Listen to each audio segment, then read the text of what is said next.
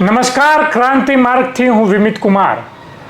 સાથીઓ, આ વિડીયો તમારે એટલા માટે જોવો જોઈએ કે આ ગુજરાતમાં ધર્મ અને જાતિના નામે કોઈ તમારા બાળકને હિંસક તો નથી બનાવવા જઈ રહ્યું ને. આ વિડીયો તમારે એટલા માટે જોવો જોઈએ કે તમારા બાળકો જે કોલેજમાં ભણે છે એ ખરેખર એ ભણવા જાય છે કે પછી કોઈ રાજનૈતિક ષડયંત્ર માટે હાથો બનવા જઈ રહ્યા છે.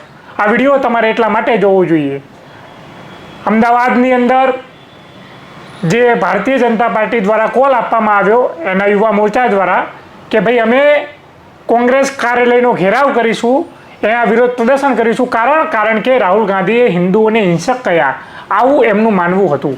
અને એમને કોંગ્રેસ કાર્યાલયે પહોંચ્યા, ભારતીય જનતા પાર્ટીનો ખેસ પહેરીને ઘણા યુવાનો ત્યાં જઈને પહોંચ્યા અને ત્યાં પથ્થરબાજી થઈ. આ લોકો ત્યાં પથ્થર માર્યો. પથ્થર એ પોલીસવાળાઓને પણ વાગ્યા છે, એ પથ્થર પત્રકારોને પણ વાગ્યા છે. અને આ પથ્થર મારનારા જે લોકો હતા એમને ભારતીય જનતા પાર્ટીનો ખેસ પહેર્યો હતો. આ પથ્થર મારનારા જે લોકો હતા એમાં મોટા ભાગના યુવાનો હતા. અને આ યુવાનો, ઘણા યુવાનો તો એવા હતા કે જેનો મૂછનો દોરો પણ નહોતો ફૂટ્યો. આવા યુવાનોના હાથમાં પથ્થર હતા. મને આશ્ચર્ય થયું કે આ યુવાનોના હાથમાં આ પથ્થર આ કોને થમાવ્યા હશે? આ ભારતીય જનતા પાર્ટીનો આ ખેસ કોને આપ્યો હશે? અને આ કોને આ લોકોને ઉશ્કેર્યા હશે કે જાઓ, હિન્દુ ખતરામાં છે, તમે હિન્દુ હિંસક, તમને જે કહેવામાં આવ્યા તમે હિંસક નથી એ સાબિત કરો અને હિંસા કરો, પથ્થરબાજી કરો અને સાબિત કરો કે તમે હિંસક નથી. એટલે આ લોકોએ જે પથ્થરો માર્યા અને સાબિત કરવાનો પ્રયાસ કર્યો કે જુઓ રાહુલ ગાંધી, તમે એમને હિંસક કહો છો, અમે હિંસક નથી. એટલે હિંસા કરીને સાબિત કરવાનું કે અમે હિંસક નથી, આ કેવી મૂર્ખામી! અને એ પણ આ યુવાનોને ગેરમાર્ગે દોરીને. જે યુવાનો કોલેજની અંદર ભણે છે એને રાજનૈતિક હાથો બનાવશો તમે ધર્મના નામે. એટલે આ વિડીયો તમારે ખાસ જોવો જોઈએ અને તમારા બાળકોને કહેવું જોઈએ.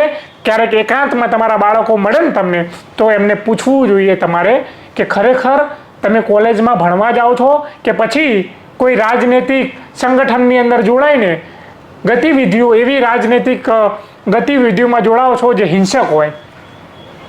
કોઈ તમને હાથો તો નથી બનાવી રહ્યું ને? આ સવાલ તમારા બાળકો જે કોલેજની અંદર ભણે છે એમને તમારે કરવો જોઈએ. અને જ્યારે હિંસા થાય છે અને આજે હિંસા થઈ એની અંદર જે બાળકોના હાથમાં પથ્થર હતા, કાલે એમના હાથમાં, જો એમને રોકવામાં નહીં આવ્યા તો એમના હાથમાં બોમ્બ અને પિસ્તોલ આપવામાં આવશે અને કહેવામાં આવશે કે તમારો ધર્મ ખતરામાં છે, જાઓ લડો તમે. અને પછી જે નેતાઓ, એ નેતાઓ મોટા નેતા બની જવાના, પણ તમારા જે બાળકો છે એ બાળકો એ એમની જિંદગી ક્યાંય કારાવાસમાં, ક્યાંય જેલની અંદર વ્યતીત થશે.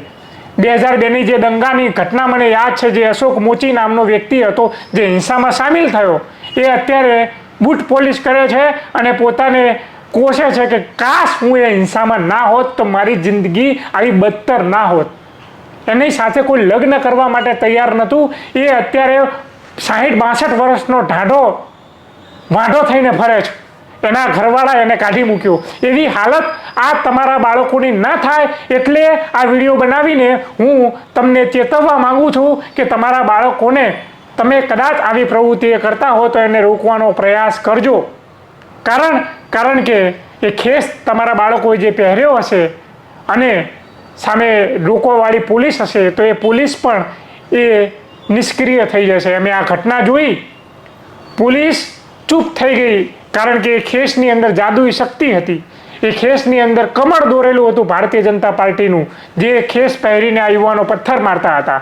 પોલીસને પણ ડર લાગ્યો હશે કદાચ કે આ તો સત્તાના જે પાર્ટી છે, સત્તાધારી, એનો ખેસ છે. ભાઈ, આમને પકડીશું, આમને મારીશું તો પછી અમારી નોકરી જશે.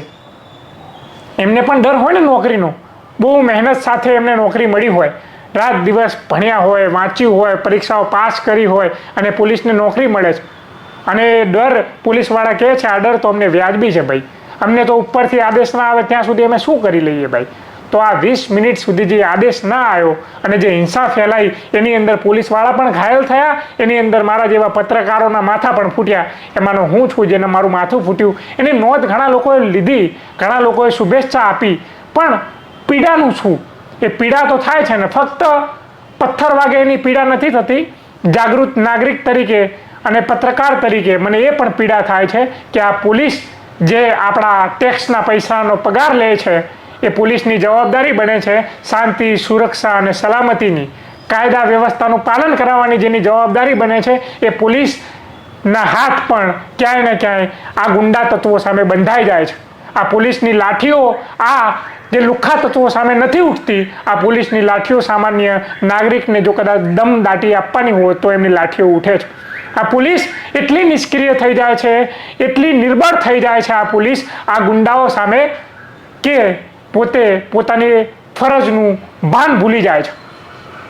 જ્યારે ટેટ ટાટ પાસ કરનારા જાગૃત શિક્ષિત યુવાનો આ સરકાર પાસે નોકરી માંગવા જાય છે, એ વિરોધ પ્રદર્શન કરવા જાય છે કે ભાઈ અમને નોકરી આપો, આટલા વર્ષ થયા, અમે તો ઘરડા થઈ ગયા, ત્યારે આવું કહેવા માટે જાય છે, સરકાર પાસે વિનંતી કરવા જાય છે. એમના હાથમાં કોઈ પથ્થરો નથી હોતા.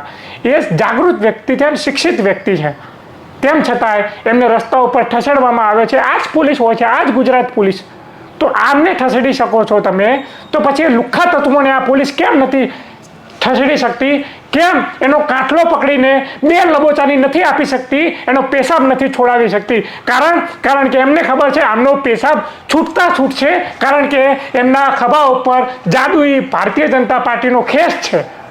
એટલે એમનો પેશાબ તો નહીં છૂટે, પણ એમનો પેશાબ છોડાવતા અમારી નોકરી છૂટી જશે. આ એમને પોલીસનો ડર છે. લોકશાહીની અંદર જેમ રાહુલ ગાંધીએ કીધું કે આ ડરનો માહોલની અંદર બધા ડરેલા છે, તો મને લાગે છે આ ડરના માહોલની અંદર આ પોલીસ પણ ડરેલી છે. અને પોલીસ ફક્ત આ ગુંડા અને લુખ્ખા તત્વો સામે ડરેલી છે, આ સત્તા સામે ડરેલી છે. આમ નાગરિક સામે આમનો ડર નથી હોતો. ત્યાં તો સિંઘમનો રૂવાબ બતાવવાનો પ્રયાસ થાય છે કે અમે સિંઘમ છીએ ભાઈ. હા, આ ચિંગમ સમાન સિંઘમ ત્યારે બની જાય છે. બસ એટલા માટે આ વિડીયો બનાવ્યો મેં કે તમારા બાળકોને રોકવાનો પ્રયાસ કરજો. કારણ કે જો એમની ઉપર પોલીસ કેસ થઈ ગયો તો એમનું ભવિષ્ય સુનિશ્ચિત થતાં પહેલાં જ એમનું ભવિષ્ય જેલની અંદર સડતું થઈ જશે. અને મેં અશોક મોચીની વાત કરી એવી રીતે એ પણ ક્યાંય ને ક્યાંક 62 વર્ષે વાંઢા રહી જશે અને એમને કોઈ એમનો ઘર પરિવાર સંસાર નહીં હોય, એની ઉપર લેબલ લાગી ગયું છે આ તો હિંસક છે, આ તો હિંસા ફેલાવનારો તત્વ છે. અને જે નેતાઓ છે એ નેતાઓ તો પોતાની મનસૂબા કામયાબ કરી લે છે અને મોટા નેતાઓ બની જશે. કાલ સવારે એ મંત્રી પણ બની જશે અને તમારા જે બાળકો છે એ ત્યાંના ત્યાં રહી જશે અને ગુલામી કરતા રહી જશે અને આખી જિંદગી હાથ જોડાવતા રહી જશે કે બાપા અમને હવે આ જેલમાંથી મુક્તિ અપાવો. બસ આ જ જણાવવા માટે આ વિડીયો મેં બનાવ્યો. જોતા રહો ક્રાંતિ માર્ગ, ઇન્કલાબ જિંદાબાદ.